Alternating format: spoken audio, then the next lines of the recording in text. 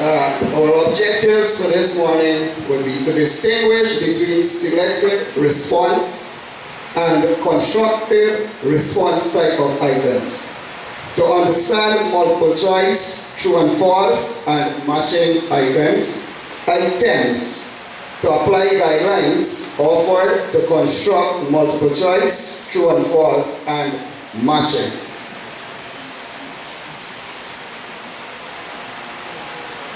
I want to put them into classification.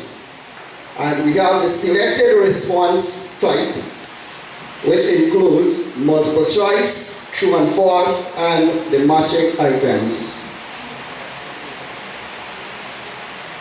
The constructed response type include completion, restricted, and the extended essay type of items.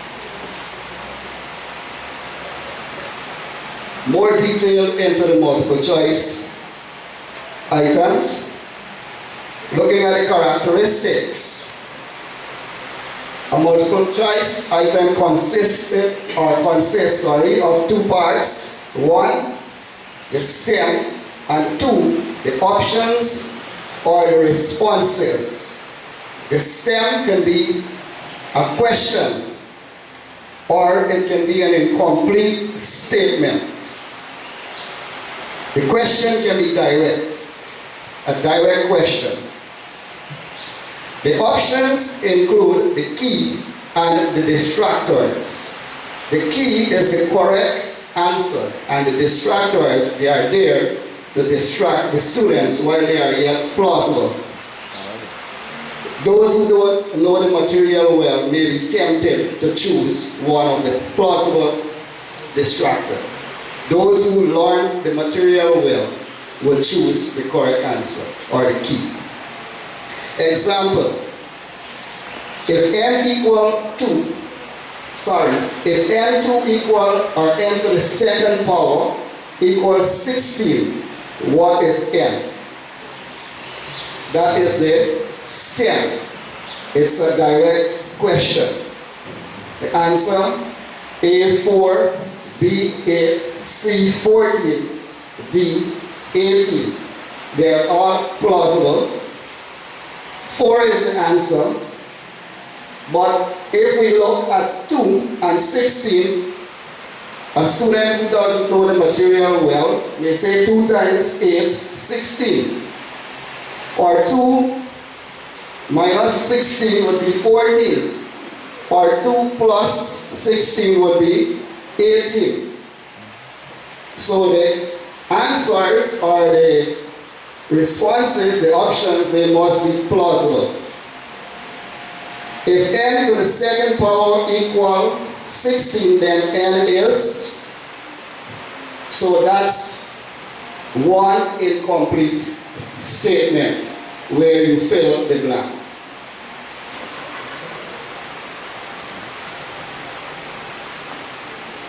Advantages of MC questions. Assuring high content sampling, efficient scoring, accurate scoring, and easy generation of quantitative data. Now, assuring high content sampling, multiple choice tests or questions, they allow for more content coverage. You can ask, if you do 17 topics, you could ask questions on all 17 topics. As against essay type, where you have the extended responses. You can't be asking 17 essay type questions. You can't. Right? You may have to choose, and so that would kill the content sampling the essay type. While this is good for sampling the entire content coverage. Efficient scoring, you can mark as quick as possible. And we have machines and so doing the market now. We have stencils. You cut a stencil and you throw it over and you mark. So you can get the results back quick. Accurate, so the subjectivity will not come in there. If A is the answer, then A is the answer. You can't change it, or you can't change your mind. Or based on how you feel today, as Professor Scott would have said, if you haven't feel well today, or like marking the question, take a break. Says here, even if you take a break, if B is the answer, B is the answer. If you're marking a paper 2, and you exact marking a set now, and you go back tomorrow and mark, you mark with a different, right. Accurate scoring, you would count the score 17 out of 20, faster. An easy generation of quantitative data. If you have a group of students, you can find the mean, mode, and median quickly and so forth. And you could give a feedback as to the group's performance. Right? Disadvantage of multiple choice items. They're difficult to construct. They're very difficult to construct. Those who are in the measurement and testing area, it's not a slapdash quick thing. If you do slapdash quick construction, then the items will not be of good quality and can lead to guessing. If you don't know the answer, you guess, and there's a possibility that you can guess the correct answer.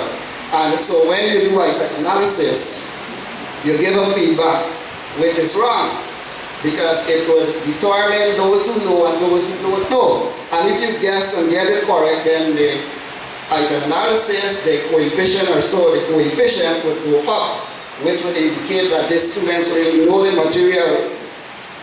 And in reality, the students really don't know. It's guessing caused that, right? Because there is something called the true score and the actual score. Some hints for writing multiple choice item.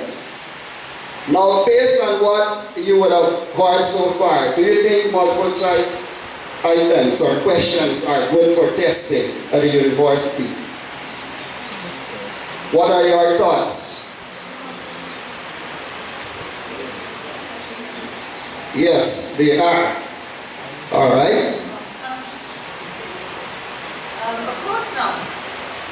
I'm just saying, if you're doing something like English, there are times when it wouldn't work as simply as yes or no. Yeah, it depends. Yes. I think it depends on the subject matter, on the topic, the domain that they're actually being tested on, and the topic of the test.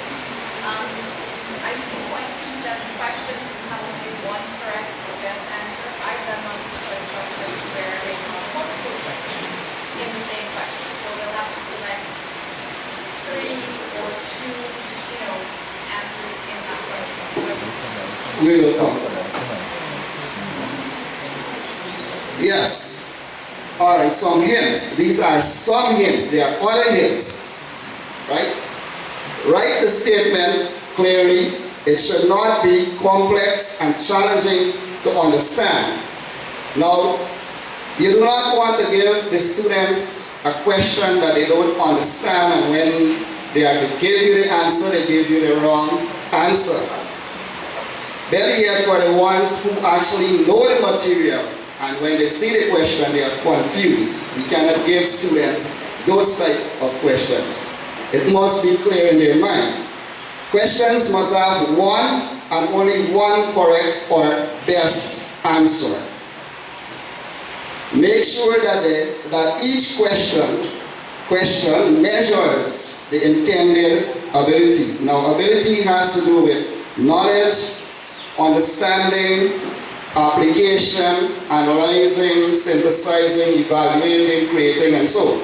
So if your intention is to ask the students a question to test their understanding, ensure the question doesn't seek knowledge only, or the question doesn't go beyond understanding, because you will not get the true picture of their performance. So whatever you intend to test, ensure the question measure that. Avoid using none of the above or all of the above. For none of the above, it increases the item difficulty. It makes it more difficult on a student to answer the question. And in terms of all of the above, a good student who read the first and the second responses and they know that it's correct, they will automatically choose all the above. And for the careless student who would have only read the first answer and realize it's correct, would choose it and don't read further. So we are advocating that you do not use or avoid using all of the above, and if you use none of the above to increase the item difficulty level, then use it sparingly.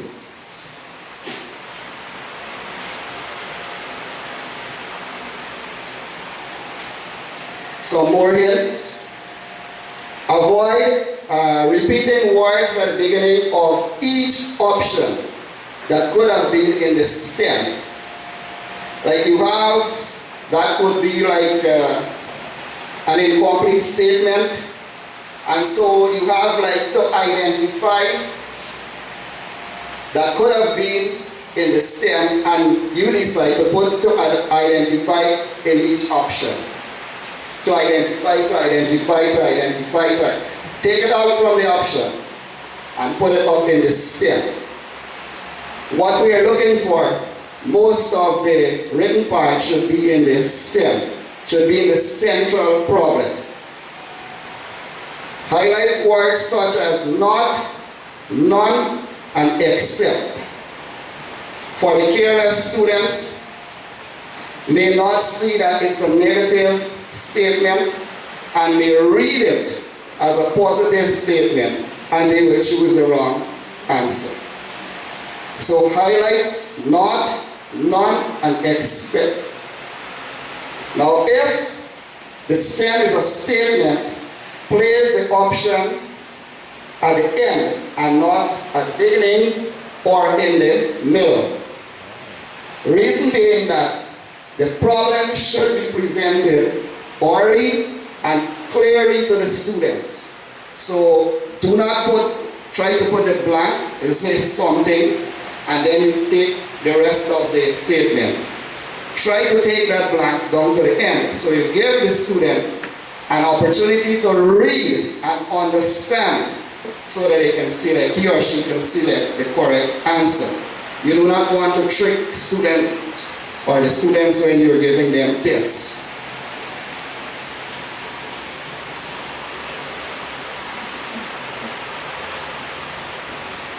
Make all options plausible and attractive. I spoke about that with the first question. Make them plausible and attractive. Avoid giving irrelevant clues to the correct answer. Sometimes we write a stem and it is written in the plural form. And when you go to the answers, only one answer is there that will take the plural form, and so the test-wise student would know. If you have three that are singular there and the statement is a plural statement, then this plural answer has to be it. And that might be a student who doesn't know the material, but because of test wiseness, the student can choose the answer. Don't you think so? Yes. You may not know the content, but you can be wise enough to know grammar well. Right? And you get it. Yes. And those articles, and an, those are indicators too. So you slash them when you bring questions with them open-ended. Avoid putting the keyed option frequently in a particular position. Students are smart enough to know the pattern, even the little ones in primary school at grade 6. they can figure out the patterns A, B, C, D, A, B, C, D, or A, B, C, D, C, B, A. A, B, C, D, and they see the pattern quickly, right? And if you do true and false, true, false, true, false, true, false, they pick it up. You mix them up. Avoid allowing one question to cue another. There are times when students or lecturers may set questions, and you will realize that as soon as you get the answer for number 4, you don't know the answer for number 5. Each question should be independent. One should not lead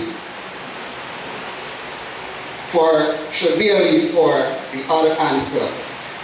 Mind you, in essay type, you may have to find the answer for A part before you can go on to solve or deal with the B part. But here we are talking about multiple choice and not essay.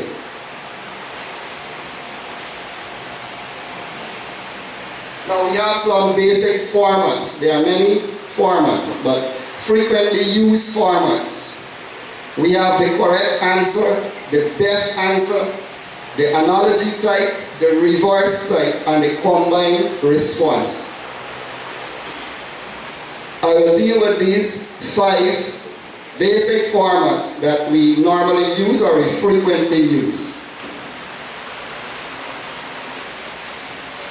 The correct answer, which is the simplest type of the multiple choice.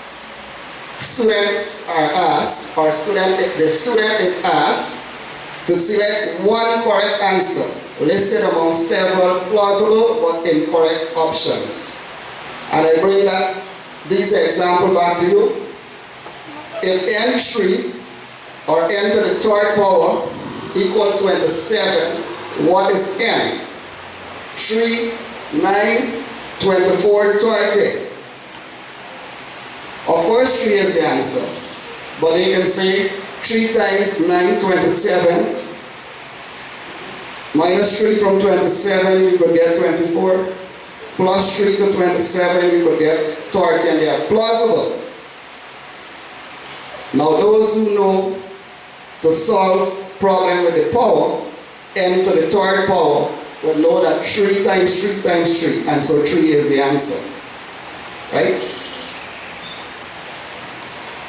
And the simplest type could be a direct question or an incomplete statement, like the second one. The best answers. There are times when all the answers are correct, but then there are only one that is the best. And Ms. Paul would have spoken about diagnostic assessment. And there are many reasons behind diagnostic assessment. But then there is one important reason. And which is the most important purpose of a diagnostic test? To identify ability group, strengths and weaknesses, learning materials, teaching methods. She would have mentioned all of this. And if we are to choose the correct answer there, or the best answer would be to identify strengths and weaknesses. Only when we identify the strengths and weaknesses, then we can create ability groups. Only then we can select our learning materials, and only then we can select our teaching methods, when we know the strengths and weaknesses. So this would be one of the best answers, the best answer type. All are correct, but we look for the best. Yes. Could it be that for a test-wise student? Could it be that for a test-wise student, they would pick B because of the length of the option? Can be, because that is true. The length of the option can lead you to the answer, right? But this is for this forum. right? Do not try it in your test, right? So Raj, just quickly on Yes. on the third point here, this best answer. I'm looking at the marker of the side of the marker.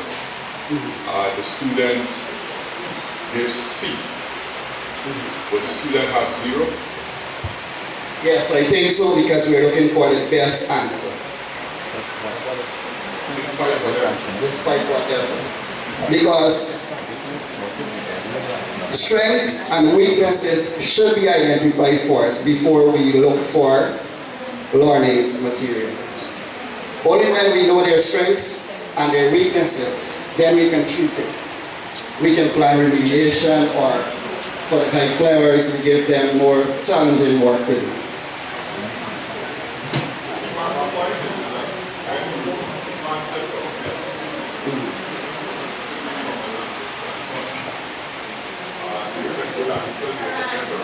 That's the best one. The issue of, sorry, you hear me? Yes.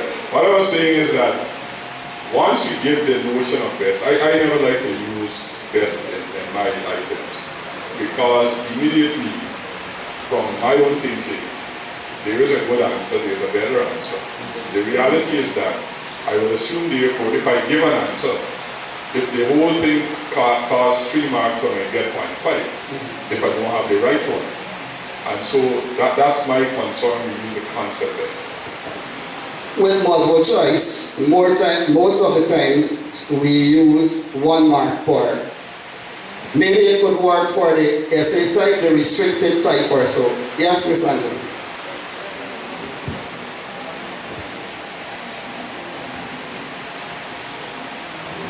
I was saying to my colleagues that the notion of best kind of involves some degree of subjectivity, because if I'm accepting the test, all the answers are correct as you said. I may think this is the best one, but from the student's point of view, something else might be the best because they're all correct. So, I mean, how do you negotiate that, the subjectivity part of it? I'll ask Dr. Thompson to comment on that.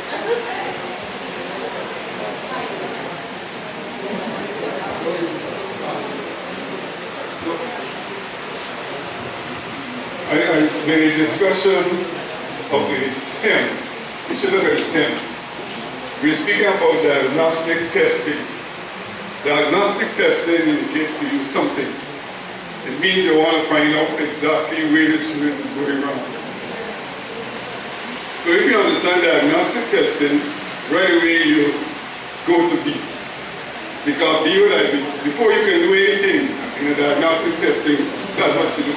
When students are failing, you do diagnostic testing to find out what is causing failure.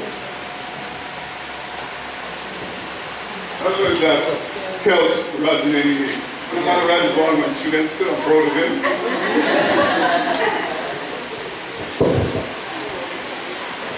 Just a point to add. At University of Guyana, Turkey campus, we were given in the nursing division a question like this. But what our lecturer did, she had a part at the bottom for a rationale. So whatever question you would have used, you had to give your rationale for it. And that's how, depending on how you explain, that is how your mark will be given. Yes, that could work. Done.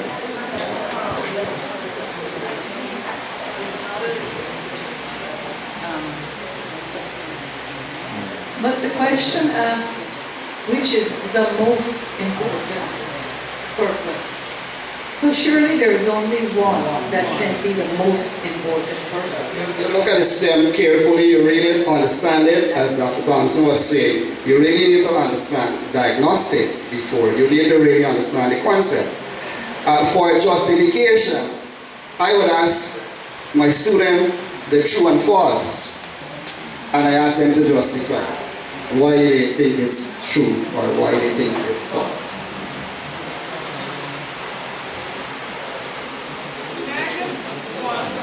Yes. I was wondering, in terms of the market, if you're giving that question on board, this has to do with the points that would be awarded. Okay, so we know that B is the answer, but then the others, not really wrong. So if the point is, let's say 1, as you said 1, would you give half? No, because I'm looking for the best answer, the most important. I would not. On a measurement perspective, no.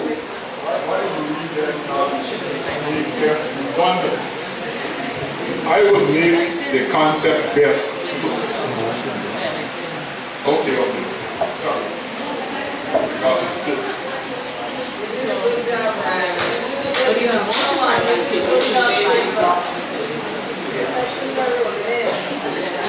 All right, let's go on. We have the analogy type. Now, in the analogy type question or item, student is required to deduce the relationship that exists between the first two parts, then apply that understanding to the third and the fourth part. Normally, the third part is given, and so they just got to select from the responses the fourth part. For example, Guyana is to English, Suriname is to. We have Spanish, Dutch, French, and Paramaribo. Now the students, they got to deduce the relationship between Guyana and English. And only when they understand that we are talking about the official language, only then, because some of them will very well choose Paramaribo if they don't understand the relationship between the first two parts. Right?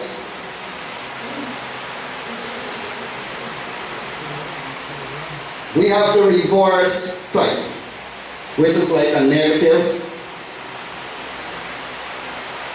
When you're testing students with this type, ensure you draw their attention that they are to select the incorrect answer.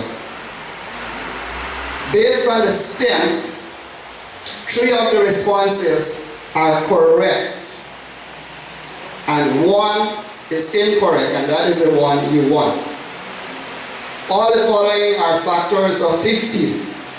3, 5, 10, and 15.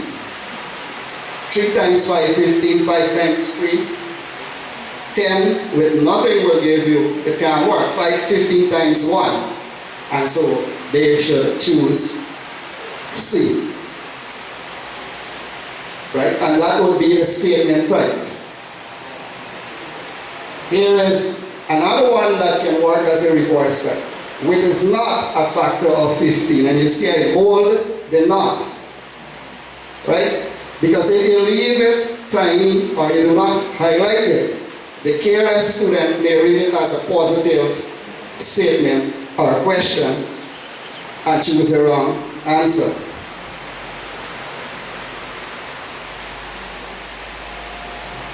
And we have the combined response, which is also frequently used. In this type of question or items, you have 1 or more alternatives that are correct, and the remaining would be the distractors. And here is where students, they are to identify which ones are the correct, or which options has a combination that is correct. And so which are the reasons why the conduct of evaluation is important to teachers. Now, can you see a lead to the answer in that step? Reasons, right?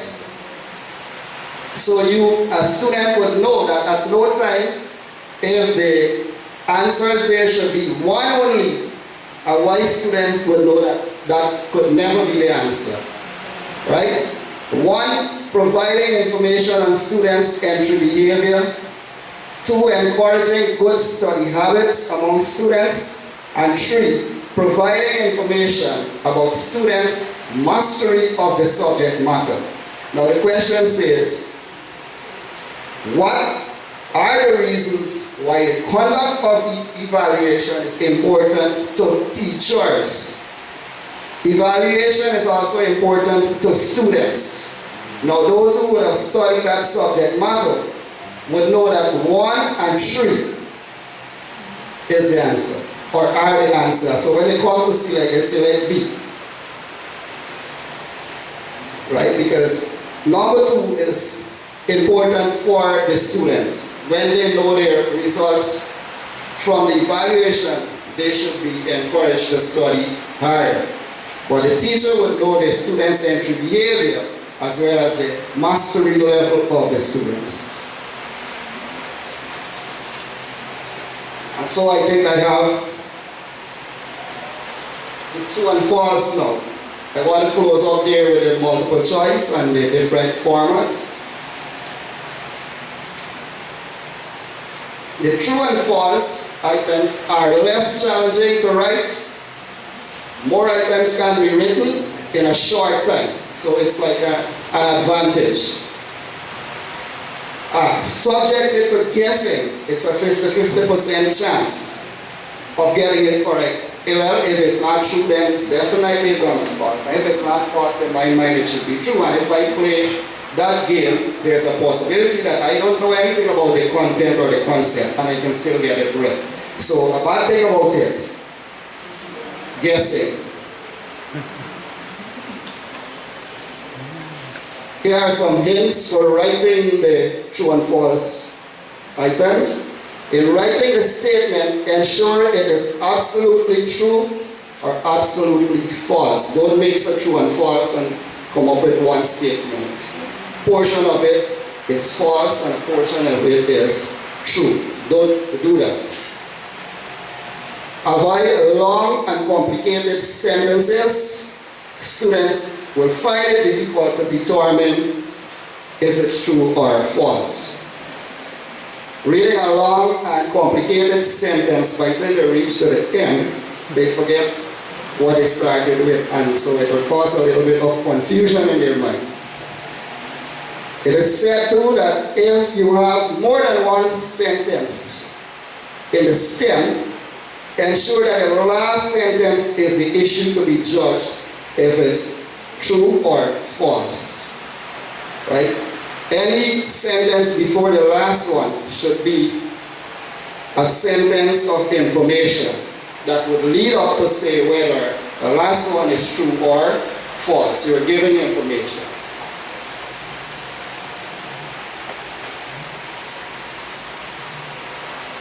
The matching items are made up of, or it is made up of 2 columns. Column 1 is the premises, and column 2 that has the responses. Students are required to match the premises with the responses. The responses should be at least one more than the premises. It encourages students to think harder. So if you have 1, 2, 3, 4, and they're going to match, you should have A, B, C, D, E. 1 extra. And it should be homogeneous. Both sides should be homogeneous. They should be based on the same concept.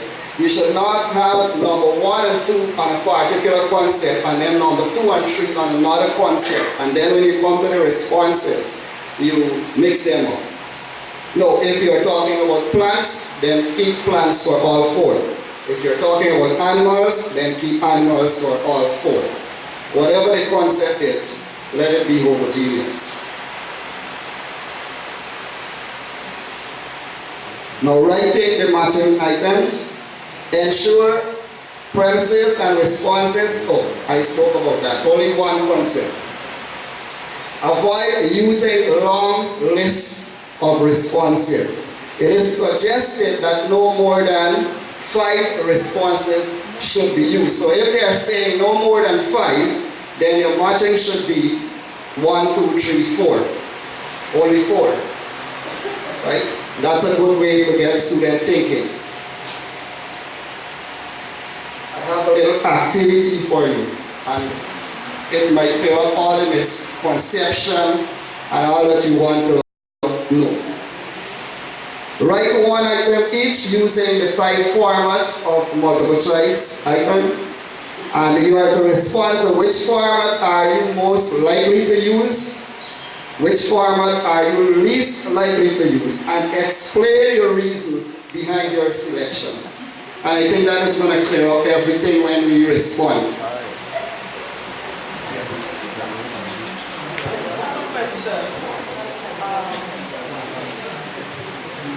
I have a question. It's a request for you to explain the whole concept of ordering your responses when it comes to multiple choices. Maybe you could articulate that. Ms. wants me to explain ordering of our responses. We can order them in some chronological order, ascending or descending for numbers, and for words, it is best to use the alphabetical order, A, B, C, D. Now, if it's a question,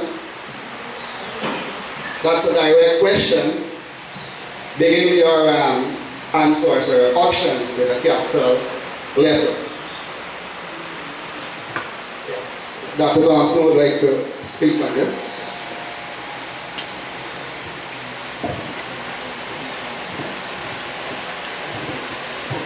And the question of ordering, I thought that he was trying to find out in terms of how the questions are placed. Let's say you have a 60 item of choice. It's always good to have some of the more simple items starting from the top. I don't know if that was options. You're talking about options. A, B, C, okay. Anyway, if that's the case, in terms of multiple choice items, you always try to make sure that students can answer the first or the second. It's the best way in terms of ordering them. So if you have 40 of them, maybe the first 10, everybody should be able to get it. Because there's some logic in terms of when you can get the first one right, you enthuse to go on to the second one. Until you get to the really difficult one, if you didn't study, you cannot get them.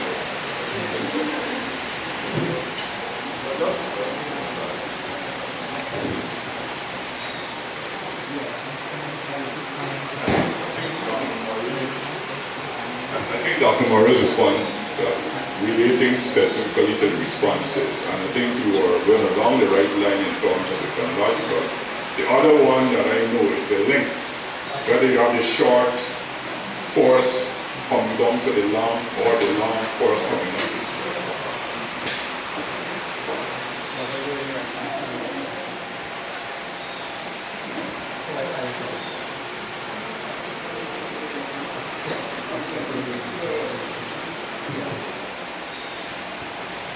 So I will close there and you will take it from there. You will answer these questions, maybe in your little groups, not individually, but you work as a group. But just one quick point. Again, some but have cases, not just a statement, but maybe a scenario. And the scenario will have those questions attached to it. Is that allowed?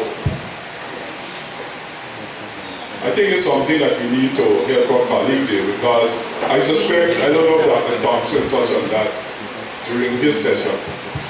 One of the ways to use that is to use the multiple binary true and false test. And that would, when you ask a scenario, now you have a set of questions that they will respond to.